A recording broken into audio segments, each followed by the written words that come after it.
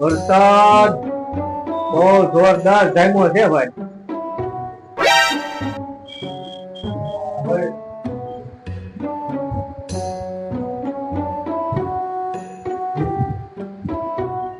સાદું વાતાવરણ થઈ ગયું તો શું પૈસાની ગોઠવી નાખી છે.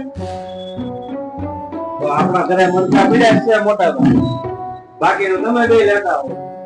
મેથી ને ચટણી હું લેતા આવું. મારા ઘરે હું તમને પૂછી દઉં ને.